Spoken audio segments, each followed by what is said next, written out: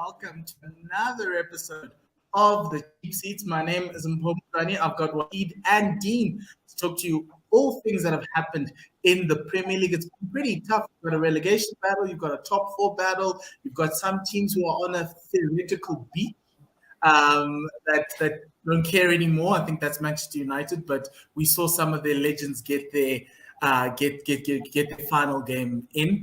But yeah, before we do anything, we are sponsored and partnered with Cheap Classic Shirts ZA. This week's kit is the Bafana Bafana 98 World Cup home kit. 799 Rand. So you can use the discount code to decrease it a little bit, just to let them know that we sent you.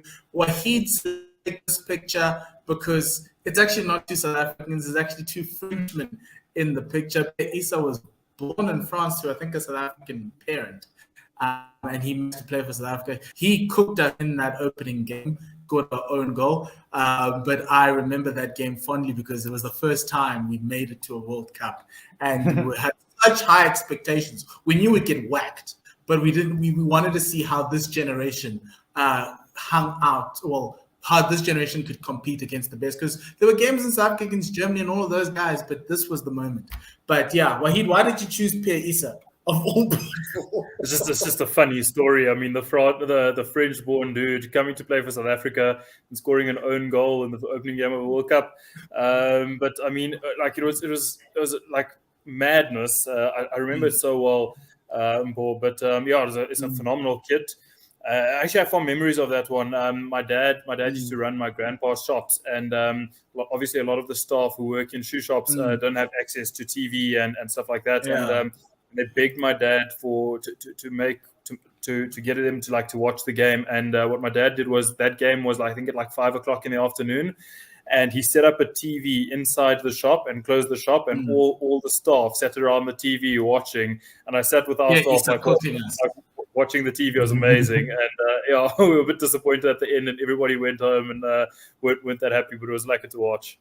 Well, there's no Bafana Qatar kit because we're not going to Qatar. So yeah, if you want to be like every other child and remember good old days like Wahid and Dean are doing, because their teams aren't doing that well, or including myself, please do spend some of your money on here. Remember, the discount code is CheapSeats50. Please go to their website at Classic Shirts ZA. If that kit reminds us of Pierre Issa, who does this kit remind you of? The traitor. A tablecloth. He just keeps on choosing violence, and I just can't. He sent a video. He just tagged me in a video on Twitter about the last time Manchester United beat Arsenal in the Champions League, and all I was looking at was that beautiful Arsenal team with the traitor in it, doing well. They were underrated. I thought that Arsenal 07-08 team was really underrated. They punched above their weight. But anyway, that's our show today. We are going to be talking the battle for fourth. But the question I want to ask, because Tottenham in the battle for fourth have I think it's a double game week, but Tottenham have a game against Liverpool and Arsenal. Is this a decade-defining week for Tottenham? If they lose both games, they find themselves 8 points behind Arsenal, chasing fourth and essentially having given up fourth, and it means so many other ramifications outside of what actually happens on the log. They don't get Champions League. Harry Kane could finally go to Manchester United and start a rebuild there. Human Son could be like, guys, there's no hope here. It also has coaching ramifications if Antonio Conte is like, look, I want Champions League. And it also kind of sets the tone for the decade. I know we had a COVID season at the start of the decade, and I think this is like the first proper season for everybody to kind of set the tone. And that's what Sir Alex used to do back in those days. He would really try and do well at the start of the decade, and it leads on because you start a train of years and years and years of European football. But Dean, how important are these next two games? Bearing in mind you've got a Liverpool team that's trying to chase City. Yeah, I mean, everyone's talking about the North London derby, and 100% that's a massive game. But I think our top four aspirations happen or come to a complete end with our game against Liverpool. And I don't think we necessarily need to beat Liverpool to finish fourth. we just can't lose. And when we lose, I don't want to lose like 4-0, because the one thing that we have in our favor at the moment over Arsenal is goal difference. So if it had to come down to equal on points, at least we have something on goal difference. But it's a massive week for everyone at Spurs. And as you've alluded to, there's a lot of ramifications, a lot of which seem obvious, but a lot of them which don't seem obvious right now. So I think it's pretty widely known that Conte doesn't want to sit with a team that biggest battle is for fourth.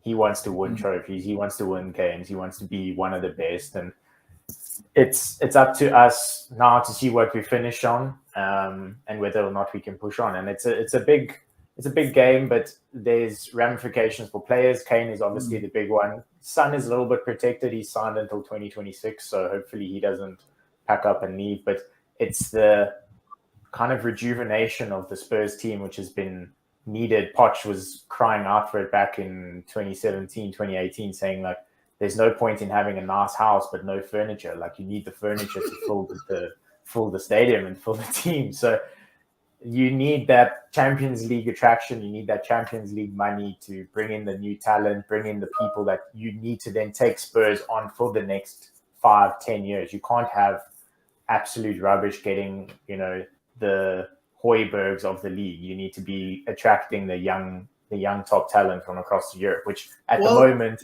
you're not going to get at Spurs. You can't say, and the case in point is Luis Diaz. Like, we did all the scouting, every single thing in January, and the guy gets 2 contract offers on the table, one Spurs, one's Liverpool, and you can't say, oh, you should choose Spurs. There's no reason to choose Spurs when another top team contract is on the table. So it's big. It's massive. Well, in terms of extra money, you've got those 2 NFL games coming to your stadium, so that's a little bit more money. The toilet seats will be packed for Green Bay Packers and some Green Bay, New York Giants, and Jags. Exactly. Yeah, just like one side of the face. But anyway, Wahid, looking at this race between Arsenal and Spurs, obviously Spurs just have these 2 games staring them in the face. So do Arsenal on the back end of this. But who do you think is going to finish fourth? And then secondly, what happens at Spurs if they don't finish fourth? So it's a difficult question, Paul, because as it stands, Arsenal are fourth with 34 games and 63 points, and Spurs are 2 behind them on 61 points. So if we look at the North London derby and talk about that as like a knockout type of thing, then it's almost like pretty even. It's almost like the winner takes all. But Spurs have a very difficult fixture in Liverpool, and Arsenal have a banana skin fixture in Newcastle. Also, Arsenal's green fixtures, their Leeds and Everton, are both absolutely fighting for their lives. That's an important point. They are going head to head there. On the Spurs side, they've got Burnley who are also fighting, but Norwich are down. Norwich are down and out on the last day against a team who are down and out and have nothing to play for. It's a much easier fixture. So looking at the balance of those fixtures, it's difficult to say, because I get that in general, Everton and Leeds would be very easy fixtures for Arsenal or for any of the big sides. Like, nobody should be going and losing to them apart from United and Chelsea, because we lose to we lost to Everton in their worst form of their lives. But it's a bit of a tricky one. So I must be honest, just looking at it from a high level perspective, I think that Arsenal makes up 4, and I think Spurs come 5th. And end up playing in the Europa League. But I don't think it's as cut and dry as that. And I think there's going to be twists and turns within this Premier League. And I'm not entirely certain how it ends up. But my gut feeling says Arsenal. What that means for Spurs, I don't know. There were rumors of Poch being fired at PSG. Those seem to be going away. And along with those Poch being fired rumors was that Antonio Conte wanted that job. So you almost don't know. Gets fired in the summer, or he goes on a sabbatical. Nah. Well, look, they failed again to get into a Champions League final or to even win the Champions League. Surely there's a very brave board to fire Pep Guardiola. Like, where do you go from there? Who's better than him? No, that's true.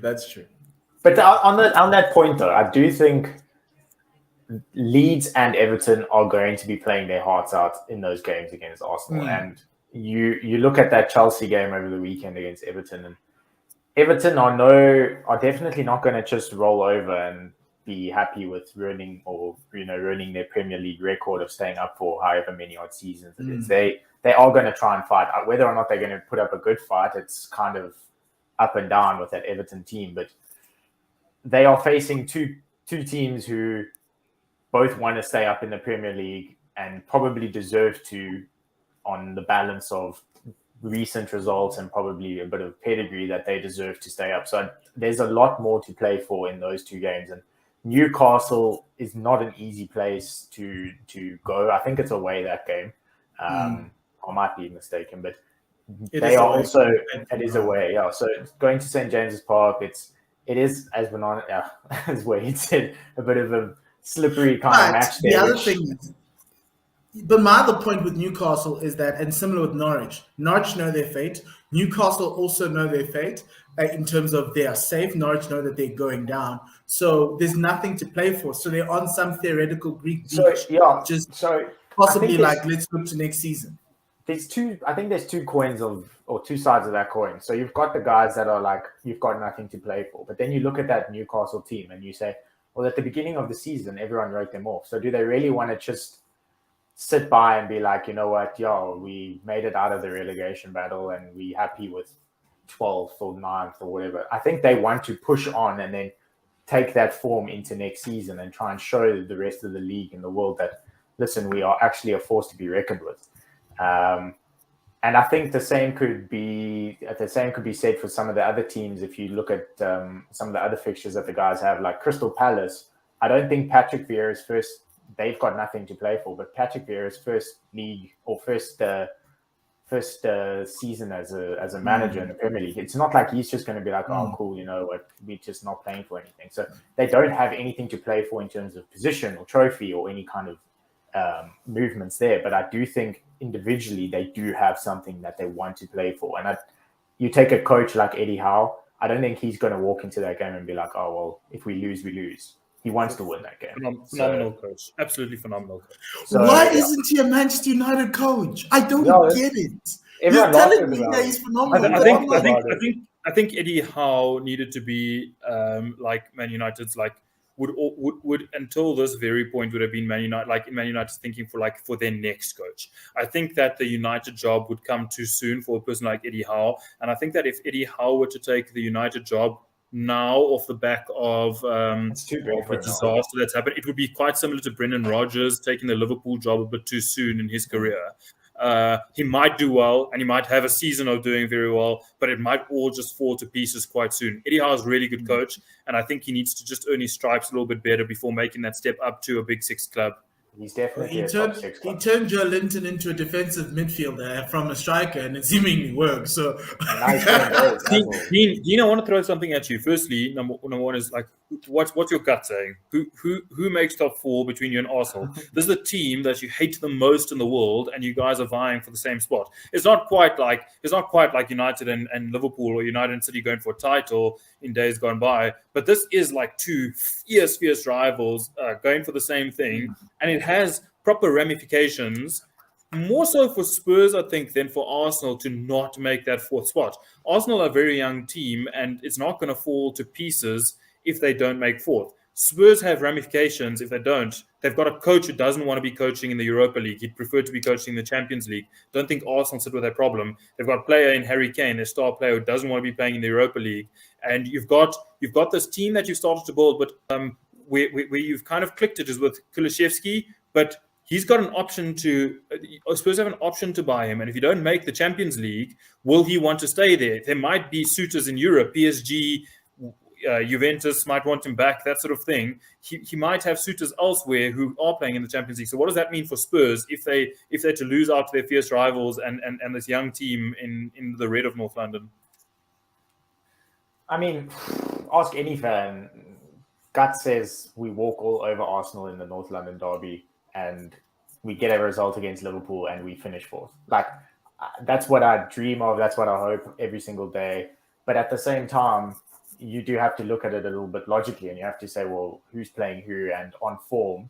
I think if West Ham had managed to just do something against Arsenal and got that draw, if that West Ham Arsenal game was a draw, and it was shocking, and I watched that game and I just cried because I thought you guys just needed to do one thing for me, and if that was is a it draw, Europa League? Oh, it wasn't even just West Ham, because United were much better than Arsenal for large periods of the game, and we blame the ref. 100%. I blame Bruno completely for missing that penalty. So there's so many things that have swung a little bit in Arsenal's favour, like the Bruno miss and West Ham playing Europa League and just being completely smashed. And there is a little bit more momentum with them. Like that's a fact. But I think there's still links or a bit of like chinks in that armory at Arsenal. I think Tavares playing on that left wing, he can get found out very quickly. Thomas Partey in that midfield. If people start backing that midfield, he can do it. And Nketiah is in a good run of form, but I don't think it's the kind of form that lasts months and months and months and months and months. So there's definitely angles for attack. And if we have a look again at the fixtures, I think Leeds, Rafinha can expose Tavares easily on that wing. Yeah. And Leeds always look like they can score. So again, I back Leeds in that game completely with my heart, but there are certain logical reasons why I think Leeds could look to get a result. And the big thing is Spurs play on Saturday night, Arsenal play on Sunday. If Spurs get something from that Liverpool game, whether it be just a draw, automatically pressure is all over Arsenal, and they are trying to just not lose against Leeds. And I think that's where Arsenal's mind just switches off. Also, there's one other thing to consider. Liverpool now have a lot of games to play for. There needs to be some form of squad management at Liverpool. I'm not sure they can throw their best players into a double game week now, 2 more games, the FA Cup final and the Champions League final, without some form of squad rotation. So they might look at the Spurs game and be like, a point against Spurs is like, they honestly might look at it and say that 3 points behind. Hold on.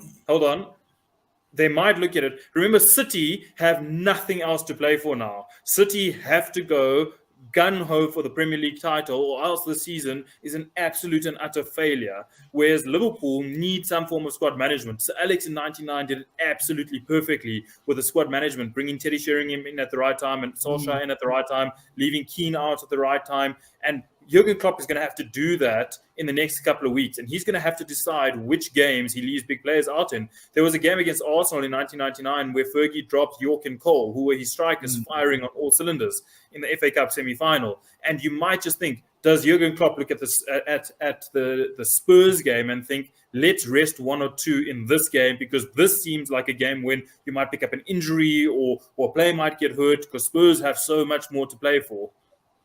But on that point, I think we can't forget about the fact when Spurs played Liverpool earlier in the season, we were all over them and we should have won that game. There were so many chances that Kane missed, Son missed. It was a game that Spurs should have won. And if you have a look at that, Spurs know how to play against Liverpool. That's the kind of way I try to look at it. It's maybe a stupid thing to say, but even if you look at that game, Villarreal in the first half, they just didn't let Mane and Salah turn. And I think that's what Conte is going to say. Villarreal in that first half gave you a way to play Liverpool so that they don't dominate. You just have to try and do that. And again, Spurs have had a whole week now of no football. Liverpool have traveled to Villarreal. They've come back. They might be tired. I mean, Salah's a machine. I don't think that we can say, oh, Liverpool will be tired, they're going to lose the game. But I do think there's more kind of ticks against the Spurs side in that way than there is against Liverpool. But also, having said that, Liverpool could easily win that game. I actually think that Villarreal did something very clever, which no other team I've seen have done, is that they made Van Dijk extremely uncomfortable in that first half, which teams just generally let Virgil do exactly what he wants. And Villarreal decided that if they were going to stop Liverpool from playing, they were going to make Virgil extremely uncomfortable. And they did that really well. So apart from what they've shown you in other parts of the field, it's just shown you that sometimes if you just deprive Virgil of those 1 or 2 seconds that other teams give him, he might have a little bit of a chink in the armory there. The Villarreal did show that quite well in the first half as well. Yeah. And Son and Kane are the two players you want to be able to cause him problems, and Kulusevski. Oh yeah. Yes, and that's the one nightmare I have with Arsenal playing the ball out the back. So my other part of the question is, where do you go from here, Dean? If you were to come out beneath Arsenal, is that the end of Harry Kane? Is that the end of Dejan Kulusevski? Do these players? Can I add one more point to this?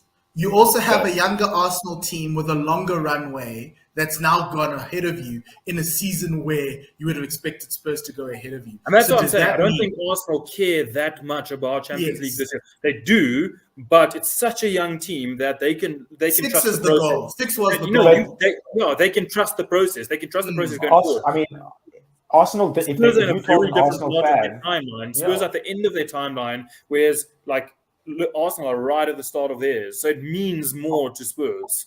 An Arsenal fan, if you said to them, listen, you guys are going to be 4th with 4 games to go, they would have said, are you absolutely joking? That's no ways that's happening.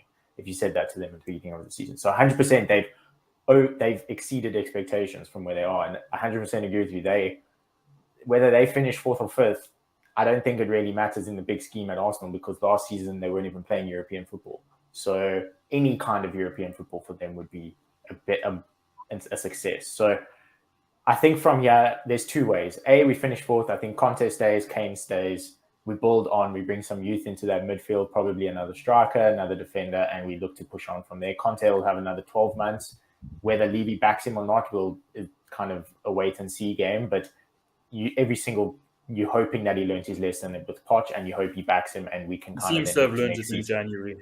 You backed him in January, yeah. So we put that aside. If it doesn't happen, I reckon Conte walks, Kane walks, Son will stay. Kulusevski, there is the option to buy, but I think he's playing more regularly at Spurs than he did at Juve. Well, he is playing more regularly at Spurs than he did at Juve. There might be other suitors, but playing in the Premier League at a club like Spurs is also not the worst move to be doing. So hopefully he stays. And then there's been words of where do Spurs go managerial-wise. Potter's name's being thrown around again to reignite that interest there, which could not be a good move.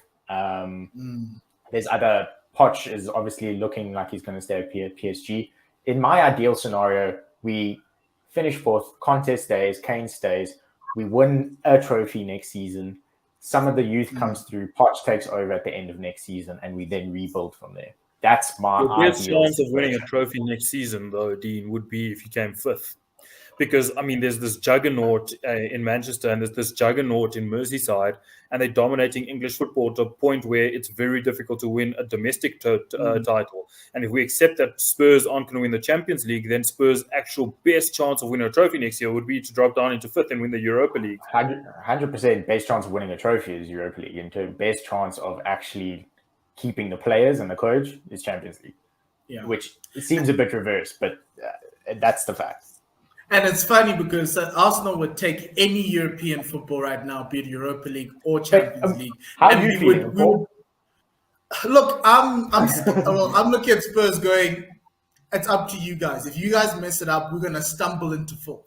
But obviously, I'm worried about the fact that this team might actually have a tricky tie with Leeds.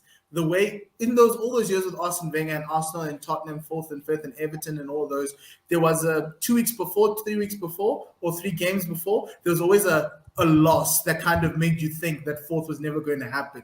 And then you come out and you take it to the back end to the final game of the season. But for me, this team's ahead of where they are.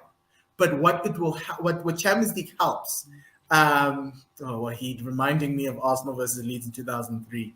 And yeah, okay, cool, thank you. But this Arsenal team's ahead of where they are, and we should finish in 6th. However, it's helpful to be in Champions League helps because there'll be guys who are not top tier stars, but Champions League level stars who are going to be wanting to play Champions League.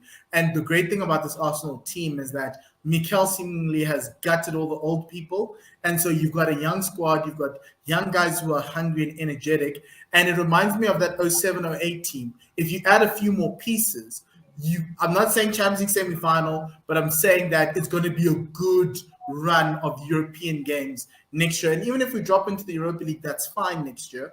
But it's going to help improve the team going forward. And that's why it's dangerous that for Spurs to allow Arsenal to finish at fourth, because you're effectively giving Arsenal a runway for the next 4 or 5 years of being able to be better rather than having them sit in Europa League and chug along. I feel like I'm the man in the middle here, but Mpo, don't speak on behalf of all the fans here. Speak for you, important Mutlane. Yeah. Do you trust the process? Do you trust the process irrespective of fourth or fifth? Yes, I trust the process. I think this season's given me enough evidence to trust the process. I've not agreed with all the decisions, like the Aubameyang decision. I've not agreed with a lot of things like keeping Xhaka, even Eddie Nketiah. Like, I've not agreed with that. But somehow Mikel seems to pick nice people. And if that's the strategy, that's the strategy. And I don't know how it's going to happen next year when you take that step up. Does Mikel have that step? I don't know. But he's given me enough evidence to say, well, let's carry this on for the next 2-3 years, see if he can compete against the best managers in Europe. Yeah. So just to end this, I personally think Arsenal are making fourth. My gut feeling says Arsenal are making fourth. They might not. But your heart says Spurs. No, my heart couldn't give the tiniest little shit. Okay, let's move on to teams that say this.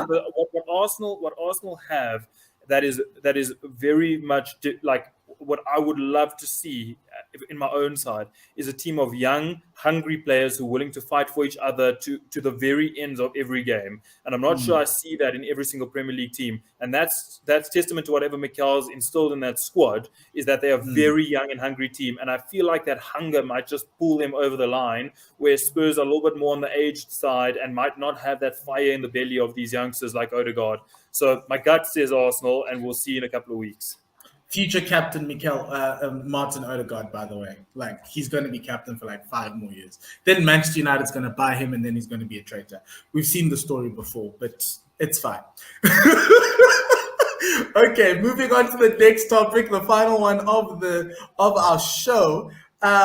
This one's a very nice one. It's an easy one for many people. I'm going to ask a question. Which of these 3 teams, who's the third team going down? You've got Leeds, you've got Burnley, and you've got Everton, all fighting to stay up in the Premier League. And the question is to Dean, first of all, which of these 3 teams is going down? Burnley, because Spurs are going to beat them, and Arsenal are going to lose to Leeds and Everton. So, no, I'm joking. That's a good shot. It's a decent shot, but honestly, I'm very worried about Leeds.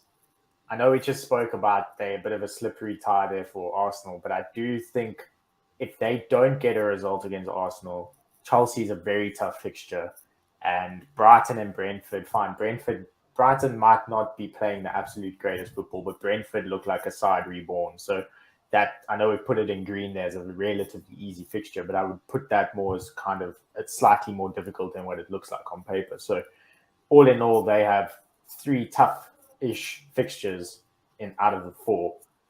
And I think Everton and Burnley are just showing a little bit more teeth and a little bit more fight in this coming into the season. Everton getting a result against Chelsea is absolutely massive. If they lost against Chelsea over the weekend, I think that's Everton then done and dusted. Frank starts looking for another job as a pundit somewhere, and the Evertonians start kind of licking their wounds and wondering if they can support the other team there in Liverpool. So I think it's going to be an interesting race, but all in all, I do think Leeds are my biggest worrying factor out of those. So before I ask Wahid, I look at these fixtures and it all screams Leeds. And it's not because Wahid's color-coded it really nicely. But so I think Everton actually stay up. And my question is, this battle is actually between the Leeds and Burnley. And my thing is obviously the Arsenal-Chelsea thing. I know Chelsea are on a beach somewhere in their head, so that could be an easy win, could be a win for Leeds. And also they've got Brighton and Brentford. But I'm not sure whether Villa's going to allow themselves to lose to Burnley twice. an anomaly I've never seen before. But I don't think Villa's going to allow themselves to lose to Burnley twice. Also, Newcastle would probably want to kind of beat Burnley to end the season on a high. So I think the teams that are staying up are Everton and Burnley essentially, and Leeds. I think somehow Frank, with that win on Sunday, manufactured something, even though, and this is the big thing, I think three of those 4 games that Everton have are away from home, and Everton have not won a game away from home all season. So I don't know when it's going to start, but they need to win it all. They need to win at least one. So my money's on Everton and Burnley to stay up, and I think Leeds is going down. It'll be sad, but the way I see it, that's how it is. Wahid, where are you on these 3? So I don't think Burnley are going down. If you look at Burnley's last 6 games since they lost to City, they've won 4, drawn 1, and only lost the 1 against Norwich. They beat. Since they lost, they beat Everton. They lost to Norwich. That was a disaster for them. It's an absolute They drew with West Ham. They beat Southampton. They beat Wolves, and they beat Watford. So their form isn't bad. So for me, it comes down to the other 2. And I can't decide which would be funnier. I can't decide if it would be funnier for Leeds. The funny thing is that everything inside me wants Leeds to be relegated. These oaks waited for I don't know how many 20 years to play us again. We thumped them 6-1 and 5-1 in front of their fans, and now they're going to go down again. I think that would be hilarious. I want them to go down. But to be perfectly honest. I don't know which one. It screams Leeds to me from those fixtures, but Everton have been hit and miss. Everton would could honestly lose to a Norwich and then beat a Chelsea. They could lose all the rest of those 4. Everton, they could easily lose all 4. And you would be Everton could honestly lose to Leicester, Watford, and Palace, and then beat Arsenal on the last day. And in some miracle that the worlds conspire, they end up staying up. Easily. Yeah. But in that's the relegation conversation for us today. Can we just say, sorry, can we just problem. How insane has Burnley's form been? They let go of Sean Dyche. Everyone was like, these guys are dead. Like, he's the absolute king of keeping them up. He's done it for so many years. And they've just okay, cool, no worries. We'll just carry on playing. And they've They believe in the manager bounce, the new manager bounce. They caught it at the right time. And everyone was like, justice for Sean. And everyone's like, who's Sean Dyche, bro? We don't even remember that. We're staying up. It's ridiculous. Look, I think it's going to be an interesting one, and it's going to lead into our FPL conversation. It's going to happen later, so please do watch out for that episode. Outside of this, thanks, gents. And have a good week. Enjoy the weekend's fixtures. That Liverpool Spurs is so tasty. It's so tasty. Thursday evening, 9:15. The whole of Cape Town's going to hear me if Spurs win. and enjoy that game too, because that is going to be a massive game. Outside of that, have a great week. Goodbye, and le sale cacafiso.